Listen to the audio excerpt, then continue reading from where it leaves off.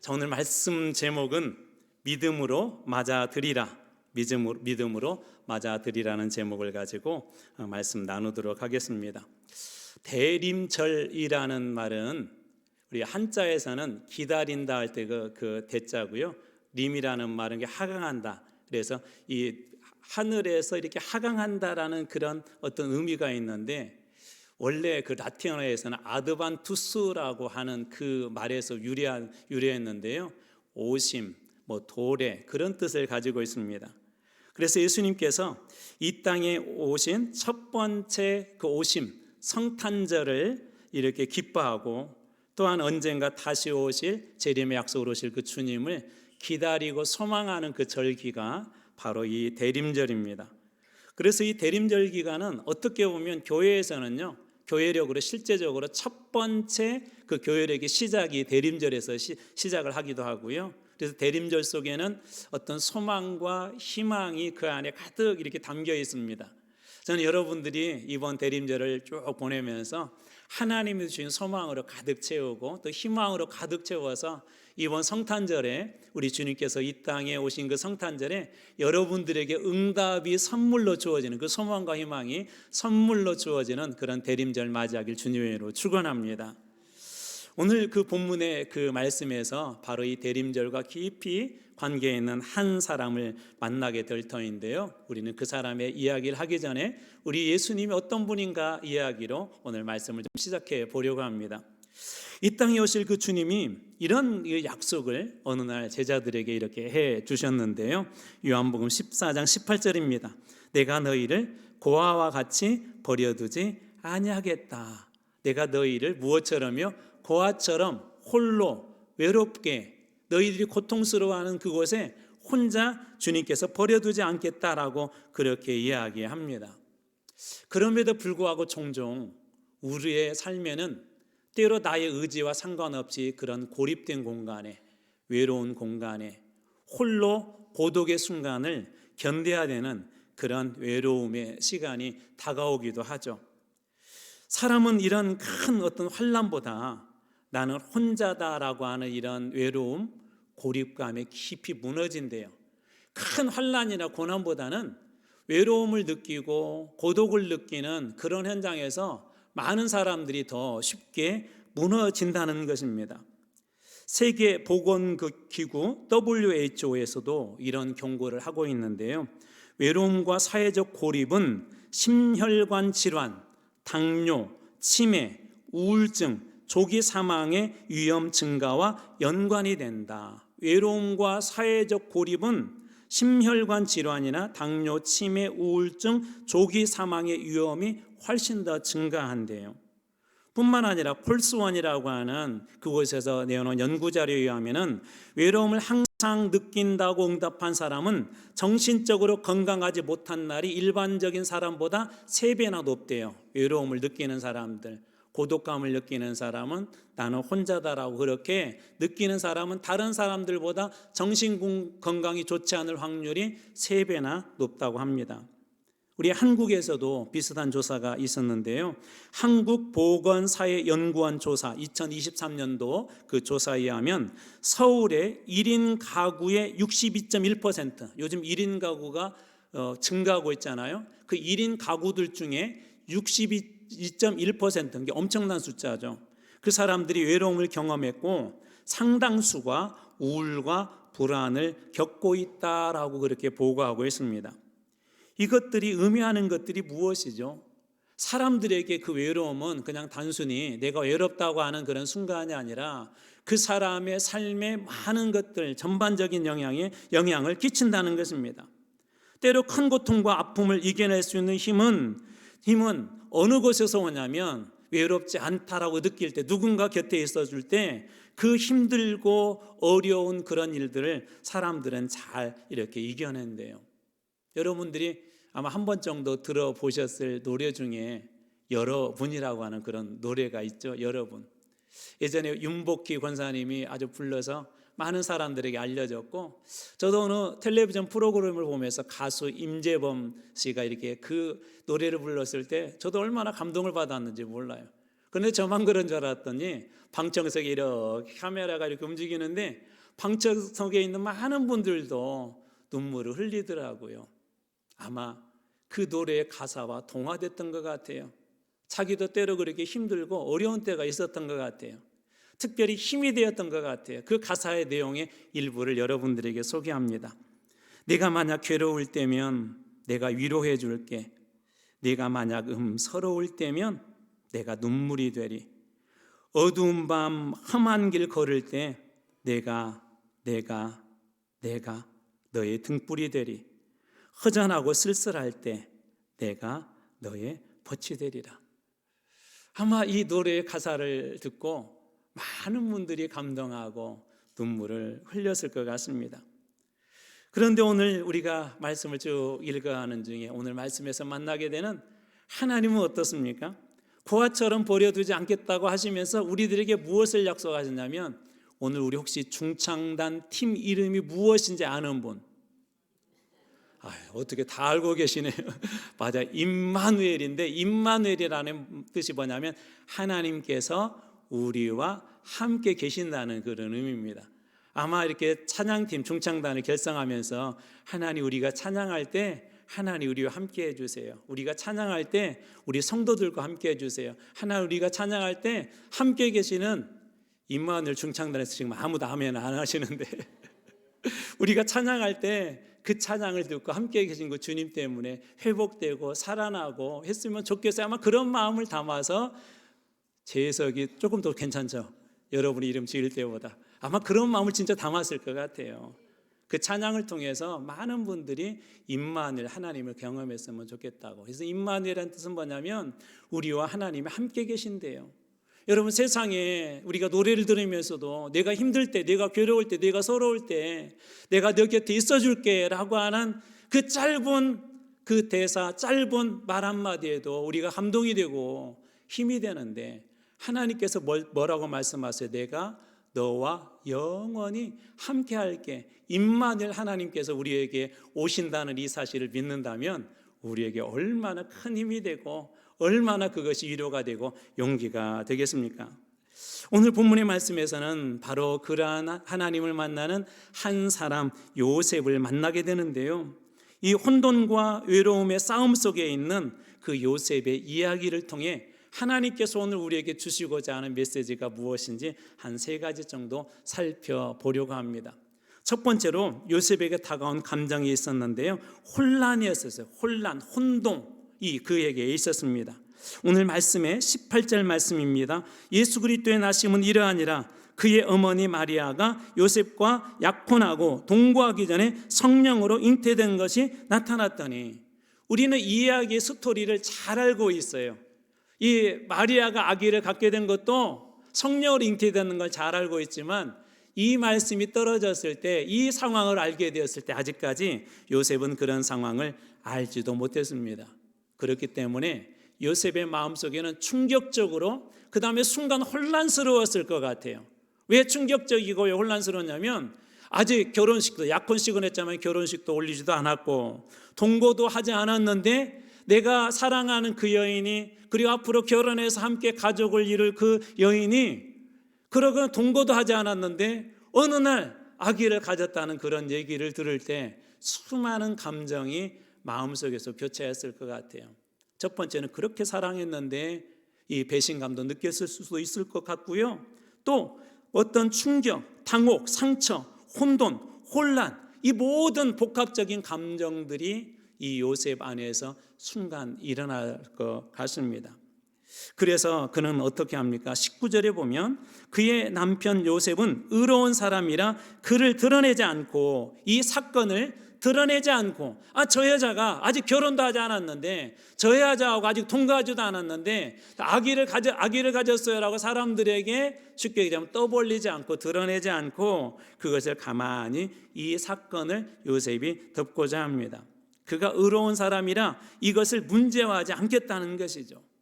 일반적으로 이런 상황들이 일어나게 되면 이때 당시에는 사회적 비난이 있을 수 있거든요.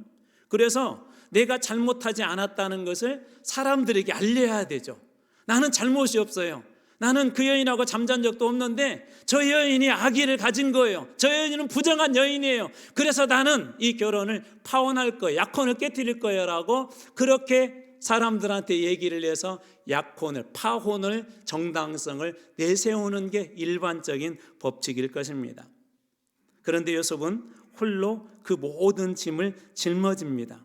그러나 그 마음속에는 말할 수 없는 감정이 소용돌이치고 있었겠죠. 그것에 대해서는 배신감뿐만 아니라 거기에 대한 당혹감뿐만 아니라 여러 가지 그 감정들이 그 안에서 아마 혼돈의 상황이었을 것 같습니다. 마치 창세기 1장 하나님이 태초에 천지를 창조하기 전에 그때처럼 말입니다. 창세기 1장 2절입니다. 땅이 혼돈하고 공허하며 흑암이 깊음에 있고 땅이 혼돈하고 질서가 없고요. 그 마음속에 공허가 이렇게 들어와 있고요. 아마 요셉의 마음속에도 순간 그런 공허가 찾아왔을 것 같아요. 내가 그토록 사랑했는데, 저 여인을 그렇게 믿었는데, 앞으로 결혼해서 행복한 가정을 내가 꿈꾸고 있었는데 라고 그 마음속에도 혼돈과 그리고 그 순간 모든 사랑을 잃어버린 것 같은 그 마음속에 공허가 찾아왔을 것 같습니다. 창세기 1장 2절에도 그러했었죠. 아무 형체도 없었고 빛도 없었고 길도 없던 그런 세계에 주님 어떻게 하십니까? 1장 3절입니다. 창세기 1장 3절 말씀입니다. 하나님이 이르시되 빛이 있으라 하시니 빛이 있었고, 하나님이 이르시되, 하나님이 말씀하시되, 혼돈 속에 있었던 그에게 누가 말씀하신 거예요? 하나님께서 말씀하셨다는 것입니다. 오늘 우리들도 이게 올바른 길이고 바른 길이라는 걸 아는데 그 길을 가다 보면 우리의 의지와 상관없이 내 잘못이 아닌데 이런 혼돈과 당혹감과 배신감이 찾아올 때가 있습니다. 마음속에 수많은 감정들이 막 뒤섞여서 너무나도 괴로울 때가 우리들에게도 있습니다. 어떤 분에게는 갑작스러운 암의 선고일 수도 있고, 어떤 분에게는 가정의 위기일 수도 있고, 어떤 분에게는 자녀의 문제일 수도 있고, 어떤 분에게는 경제적인 압박일 수도 있고, 예측할 수 없는 그런 내일 때문에, 불안한 내일 때문에, 내일은 어떻게 될까라고 하는 확신이 없기 때문에 우리 마음속에도 이런 혼돈의 상황들이 올 수 있습니다. 여러분, 그럴 때 우리는 어떻게 이 외로움과 고독과 싸워야 할까요? 오늘 그 요셉을 통해서 하나님께서 보여주시는 것이 그거예요. 창세기 1장 2절과 3장을 통해서 보여준 것이 뭐냐면 하나님께서 이르시되 말씀하셨다는 거예요. 주님은 그렇게 오셔서 우리의 마음에 혼란이 있는 그런 중에도, 혼동이 있는 그런 중에도 우리에게 먼저 찾아오셔서 말씀해 주시는 분이 우리 주님이신 걸 믿으시기 바랍니다. 그럼 우리 여러분 마음속에 왜 나 혼자 이런 괴로움을 겪어야지? 나 혼자 이런 고통 속에 있어야 되지? 왜 하나님 나만 이런 건강이 나쁘게 해주셔서 제가 견딜 수 없게 합니까? 우리 자녀들 어떻게 해야 됩니까? 경제 문제 어떻게 해야 됩니까? 마음이 혼란스럽고 어려울 때, 여러분 마음이 혼동이 올 때 이것에 귀를 기울이십시오. 하나님 말씀해 주십시오. 혼돈의 땅에 있던 그 땅을 향하여서 우주를 향하여 말씀해 주실 때, 빛이 있으라 할 때 빛이 있었던 것처럼 하나님께서 그렇게 말씀해 주실 때 제 영혼에도 혼돈의 상황이 다 물러가고 빛 대신 그리스도로 말미암아 영적 질서가 재편되게 해달라고 주님께 구하고 그 말씀에 귀를 기울여 보시기 바랍니다. 두 번째 요셉의 감정은 두려움이었어요. 이 문제를 어떻게 감당할 수 있을까? 그래서 요셉은 두려웠음을 알 수가 있는데요. 20절 말씀입니다. 이 일을 생각할 때 주의 사자가 현몽하여, 야, 이걸 어떻게 하지? 그 여인이 아기를 가졌네? 내가 조용히 그래도 그 여인 살 길이라도 조금이라도 남겨둬야지 하고 이렇게 덮으려고 할 때 오해도 있었죠. 그런데 그때 이 일을 생각할 때 주의 사자가, 주의 천사가 현몽하여 꿈속에 나타나서 이르되 다윗의 자손 요셉아, 내 아내 마리아 데려오기를 무서워하지 말라. 아내 데려오기를 어떻게 하지 말라고? 무서워하지 말라라고 그렇게 이야기합니다. 의로운 사람 요셉에게도 무엇이 있었던 거죠? 두려움이 있었던 것이죠. 여러분, 믿음 생활 잘하는 사람들에게도 두려움은 찾아올까요? 아니면 안 찾아올까요? 찾아와요. 우리 장로님들에게도요, 새벽에 늘 기도하시는 분들에게도요, 순간순간 두려움이 찾아옵니다. 의로운 사람 요셉에게도 그 두려움이 찾아왔죠. 우리 성경에 많은 인물들 보면 다 그런 두려움들이 있었습니다. 엘리야도 있었고요, 다윗도 있었고요. 이스라엘의 사사 중에 기드온이라는 사람이 있는데 하나님이 그를 이렇게 별명을 붙였어요. 큰 용사여. 기드온의 별명을 큰 용사여라고 그렇게 붙여줬는데 그의 별명에 맞지 않게 그도 두려웠죠. 그때 당시에 미디안이라는 나라가 늘 자주 이렇게 이스라엘에 쳐들어와서 침공을 하여서 열심히 타작을 해서 곡식을 이렇게 쌓아두면 그런 것들을 다 빼앗아가 버렸어요. 좋은 것들을 다 빼앗아가 버렸어요. 어느 날 추수의 계절이 되어서 타작을 하는데 그가 숨어서 타작을 합니다. 두려웠기 때문에 그렇죠. 언제 저 사람들이 와서 빼앗을까봐 갈까봐 두려워서 몰래 포도주 틀 안에서 그가 타작을 합니다. 너무나도 그 현실이 무서워서 피해서 그렇게 했던 것입니다. 그때 하나님께서 이렇게 말씀하세요. 사사기 6장 12절 말씀, 여호와의 사자가 기드온에게 나타나 이르시되, 여기도 말씀하시죠. 이렇게 말씀하세요. 큰 용사여 여호와께서 너와 함께 계시도다. 하나님의 시각과 우리가 보는 판단에 무슨 차이가 있죠? 만약에 여러분 이런 큰 일이 있을 때 지도자가 될 사람이 숨어서 있다고 한다면 우리는 뭐라고 하겠어요? 저 사람은 지도자 자격이 없어. 저 사람은 안 돼. 라고 그렇게 얘기할 것 같은데 세상 사람은 그렇게 판단할 것 같은데 기드온 사사가 될 사람이 숨어서 그렇게 하면 되겠어요? 근데 주님은 뭐라고 말씀하시냐면 큰 용사여라고 그렇게 이야기합니다. 이 말씀의 뜻은 이런 거예요. 기드온이 큰 용사이기 때문에 큰 용사라고 하지 않고 하나님께서 그와 함께 하시기 때문에 그를 큰 용사라고 한 거예요. 그가 정말 큰 용사이기 때문에 인간적으로 싸움도 잘하고 많은 사람들을 물리쳐서 이길 수 있는 그런 능력이 있어서 큰 용사가 아니라 하나님께서 기드온과 함께 계시기 때문에 하나님께서 그를 큰 용사라고 불러주신 것입니다. 교회도 마찬가지예요. 여러분, 교회는 완전하지만 완전하지 않아요. 완벽하지만 완벽하지 않아요. 우리 교회 안에도 늘 그런 불안함들이 있죠. 그런데 주님은 교회를 뭐라고 말씀하세요? 거룩하다라고 말씀하시죠. 왜 그렇죠? 우리가 스스로 거룩해서가 아니라 우리 가운데 주님이 계시기 때문에 그런 거예요. 그리스도의 보혈의 피로 우리를 씻어줬기 때문에 우리는 여전히 죄인이지만 의롭다 칭함을 받을 수 있는 그런 존재가 되어서 교회가 되었기 때문에 주님께서는 교회를 거룩하다라고 그렇게 이야기하는 것입니다. 여러분, 우리 삶에도 신앙이 되었던 경제의 문제가 되었던 아니면 건강의 문제가 되었던 그런 두려움들이 종종 이렇게 찾아오죠. 또 사람들의 평가 때문에 두렵기도 하죠. 내가 이렇게 하면 사람들이 나를 어떻게 평가할까? 내가 지난번 이렇게 했는데 사람들을 나를 안 좋게 보겠지? 그런 평가에 대한 두려움도 우리들에게 있습니다. 병이 잘 나아지면 괜찮은데 나아지지는 않고 오히려 악화가 됩니다. 그러면 거기에 대한 두려움이 있죠. 새벽마다 하나님 앞에 나와서 부르짖는데 우리 자녀들의 삶이 여전히 힘들고 어렵습니다. 기도하지만 두려움이 있죠. 담임 목사로서 여러분들과 함께 교회를 이렇게 잘 믿음으로 이끌어가고 싶지만 때로 그렇지 못하게 될 때 저에게도 문득문득 두려움이 찾아오고 어느 때는 잠 못 이루는 그런 밤도 저에게도 찾아옵니다. 어느 누구에게나 이런 두려움이 있습니다. 풍랑을 만난 그 제자들이 두려움 속에 있는 게 당연한 것처럼 누구에게나 다 그런 두려움이 있는데 오늘 본문의 말씀이 주는 아주 중요한 핵심 중에 하나가 뭐냐면 우리가 두려움 중에 있을 때 그 주님께서 우리에게 먼저 임마누엘 찾아오신다는 거예요. 제자들이 풍랑 중에서 야 이제 우리 죽었다 그럴 때 제자들을 먼저 주님이 찾아오셨죠. 어떤 곳을 찾아오셔서 풍랑이 있는 바다 위를 주님께서 걸어오셨어요. 제자들이 유령으로 착각할 정도로 무섭고 두려운 밤이었는데 예수님은 제자들이 풍랑에서 빠져서 죽도록 버려두지 않고 주님은 그 자리로 찾아오셔서 그들과 함께 임마누엘 예수님이 되어 주신 것입니다. 두려움이라는 어둠은 이처럼 빛 대신 주님이 찾아오면 자연스럽게 물러갑니다. 어둠이 빛이 들어오면 사라지는 것처럼 우리 안에 있는 두려움이라는 것은 주님이 찾아오시면 그 주님을 우리가 만나게 되면 그 주님을 영접하게 되면 두려움이라는 어둠도 반드시 물러가게 됩니다. 왜 그렇죠?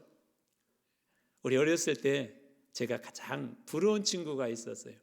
여러분들도 부러운 친구들 계시죠? 어떤 친구가 혹시 부러우셨나요? 이런 친구가 첫 번째 부러웠어요.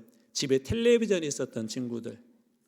그때 타잔이라는 걸 했는데 이 친구가 자기가 마음에 들면 야 들어와 방에 가서 이렇게 같이 보고 마음에 안 들면 들어오지 말고 문을 닫아버리고. 근데 더 부러운 친구가 한 명이 있었어요. 형이 있는 친구들. 왜 제가 부러웠을까요? 제가 이렇게 순하게 생겼어도 가끔 싸웠거든요. 친구들하고. 싸우다가 이기면은 이 친구가 그래요. 우리 형한테 이길 거야. 조금 이따 형을 데리고 와요. 그러면 그때부터 저는 깽깽깽 되는 거예요. 그래서 형 있는 친구들이 참 부러웠어요. 이 중에 그런 분들 계시죠. 부모님이 일찍 돌아가셔서 부모님이 있는 사람들이 부럽고, 우리 집에도 좀 돈이 많아서 우리 자녀들에게 마음껏 좀 이렇게 후원했으면 좋겠는데 또 부족해서 그것이 때로는 미안하기도 하고 두렵기도 하고, 하나님 앞에 이 건강 잘 회복해서 주님 앞에 귀하게 쓰임받고 싶은데 하나님 앞에 그렇게 기도해도 건강이 회복되지 않을 때 우리들에게도 그런 두려움들이 찾아오기도 하죠. 그런데 여러분 기억하세요. 주님이 먼저 찾아오신다는 사실. 그리고 두 번째, 우리 주님은 두려움보다 훨씬 크신 분이십니다. 우리 주님은 우리 두려움도 능히 옮겨놓을 수 있는, 우리 세상에서도 형만 있어도 우리가 부러운데 우리 주님은 그 두려움을 충분히 옮겨서 그 두려움의 자리에 복으로 바꿔주실 수 있는 능력 있는 분이 우리 주님이시라는 것을 믿기 바랍니다. 여러분, 우리 그 주님께서 이번 성탄절에 여러분들 안에 있는 그 두려움도 그렇게 옮겨주길 주님으로 축원합니다. 세 번째로 요셉의 감정이 있는데요, 그는 순종해서 이해보다 믿음을 선택했습니다. 이해보다 믿음을 선택했어요. 요셉은 모든 것을 이해한 뒤 이렇게 순종을 이렇게 해나가는데요, 상황은 아직 바뀌지 않아서 혼란스러웠어요. 여전히 두려움도 남아 있었어요. 미래도 이렇게 보이지 않았어요. 그런데 성경은 이렇게 말씀이 이어지죠. 24절입니다. 요셉이 잠에서 깨어 일어나 주의 사자의 분부대로 행하여 그의 아내를 데려왔으나, 요셉이 잠에서 현몽하여 천사가 말씀하셨다고 그랬죠. 이제 그 잠에서 일어나서 주의 사자, 주의 천사가 하는 그 분부대로, 그 명령대로 요셉이 행했다라고 그렇게 이야기합니다. 주의 사자의 말씀대로 행한 것이죠. 자, 상황과 환경이 바뀐 게 아니에요. 아직 사람의 생각대로 이해가 된 게 아니에요. 여러분, 성령의 역사를 우리가 어떻게 다 이해해요? 이해한다면 성령의 역사가 아니라 사람의 역사죠. 근데 이 역사가 이해가 되지 않은데도 그는 믿음으로 순종을 합니다. 우리 순종의 사람 그러면 누가 생각나죠? 이럴 때 목사님, 저는 우리 교회 아무개 장로님 생각나요. 그런 고백이 나와야 되는데 아무개 권사님이 생각나요. 저는 우리 교회 안에도 우리 잘 고백해 주셨는데 아브라함과 같은 우리 권사님, 장로님, 또 우리 집사님, 아멘이 안 나오시네 또. 그런 분들이 이렇게 주님으로 축원합니다. 그래서 성경의 인물만 생각나면 안 돼. 야, 순종의 사람 아무개 장로님, 믿음에 정말 담력 있는 사람 아무개 권사님, 야, 기도에 늘 응답받는 사람, 그러면 성경에 나와 있는 인물이 아니라 저는 여기 계신 여러분들이 그 주인공이 될 주님으로 축복합니다. 아브라함도 그런 순종의 사람이었었죠. 어느 날 그 아들 독자 이삭을 이렇게 드리라고 합니다. 또 하나님께서 어느 날 오랫동안 살았던 그 지역을 이렇게 떠나라고 합니다. 갈대아 우르에서 그렇게 오래 살았던 사람, 그 주변을 떠나지 못해서 말씀을 따라 조금 갔다가 잠시 멈췄던 그가 창세기 12장 4절에 보면 이에 아브라함이 여호와의 말씀을 따라갔다라고 그렇게 이야기합니다. 이해되지 않죠? 우르는 그때 당시 문명적으로 최고로 좋은 곳이에요. 살기 좋은 곳이에요. 선교사로 나가면서 저는 여러 가지 살펴봤어요. 아이들이 어렵기 때문에 아동병원이 있는지, 긴급한 일이 생겼을 때 아이들을 치료하고 내가 거기에 보호받을 수 있는지, 안전은 괜찮은지. 근데 아브라함은 그런 정보도 있을 수도 없었고 어디에서 받을 수도 없는데 그냥 이에 아브라함이 여호와의 말씀을 따라갔다라고 그렇게 이야기합니다. 그 한 걸음이 순종이 되었고 그 한 걸음을 통해 하나님께서는 그를 복의 근원으로 삼아 주십니다. 신앙은 안개가 걷히면 걷는 길이 아닙니다. 신앙은 걷기 시작할 때 안개가 걷히는 것을 경험하는 게 신앙이에요. 우리는 보통 하나님, 이 안개가 걷히면 제가 그 길 갈게요, 저에게 이 문제 해결해 주면 내년도 그 사역 할게요 라고 이야기하지만 하나님 뭐라고 말씀하시냐면 안갯길이지만 우리가 한 발 내딛기 시작할 때 안개가 사라지게 한다는 거예요. 풍랑길이었었지만 그것을 베드로가 한 발을 배에서 내려서 내려놓을 때 그 풍랑이도 걷게 되는 그런 역사들이 일어나지 않습니까? 사랑하는 성도 여러분, 혼란, 두려움, 순종의 갈림길들이 우리들에게는 늘 있을 수 있어요. 근데 오늘 그거 기억하세요. 오늘 대림절 첫 번째 주일에 우리 임마누엘이 또 이렇게 찬양한 것도 참 큰 은혜 같아요. 늘 기억하세요. 임마누엘, 하나님께서 누구와? 나와 함께 하신다. 얼마만큼이요? 영원히, 영원히. 혼란스러울 때도 주님께서 함께 하실 거예요. 주님 어떻게 해야 되죠? 그럴 때도 함께 하실 거예요. 여러분 두려움 속에서도 우리 주님이 함께 하심을 믿으시기 바랍니다. 그리고 마지막 세 번째로 그때 중요한 게 뭐라고요? 이해되지 않아도 순종의 길을 걸어가게 될 때 아침 안개가 사라지는 것처럼 여러분의 인생에도 사라지고 회복되어지고 부어진 은혜를 여러분들이 만나게 될 줄로 믿습니다. 그래서 오늘 이 대림절을 시작하며 이렇게 한번 고백해보면 어떨까요? 주님, 제 삶에도 오시옵소서. 제가 믿음으로 우리 주님을 맞이하겠습니다. 안개가 아직 자욱하고 제 안에 풍랑이 일고 있지만 주님 이번 대림절에 기대하게 하신 것처럼 저희 가정에도, 저 우리 아이들에게도, 제 인생에도, 제 건강에도, 저의 기도에도 주님 오셔서 이번 대림절을 지나는 동안 하늘의 소망으로 가득 차 그 주님으로 만나 말미암아 이번 성탄절로 이어지는 큰 축복이 저에게도 일어나기를 원합니다라고 기도하며 이 대림절을 보내보면 어떨까요? 여러분 이렇게 한번 고백해 보면 어떨까요? 우리 같이 한번 고백해 볼까요? 주님 제 삶에도 오시옵소서. 주님 제가 주님을 맞아드리겠습니다. 아멘. 여러분의 삶에도 우리 주님께서 찾아와 주시고 여러분들이 맞아드릴 때 이 대림절의 축복이 여러분들에게 다 있게 될 줄로 믿습니다. 두려움이 변화해서 찬송으로, 혼란이 변화해서 평화로, 순종하며 나갈 때 안개가 사라지는, 인생의 안개가 사라지는 귀한 축복이 여러분과 여러분 가정과 여러분 자녀들과 모든 삶의 현장에 있기를 주님의 이름으로 축원합니다. 기도하겠습니다.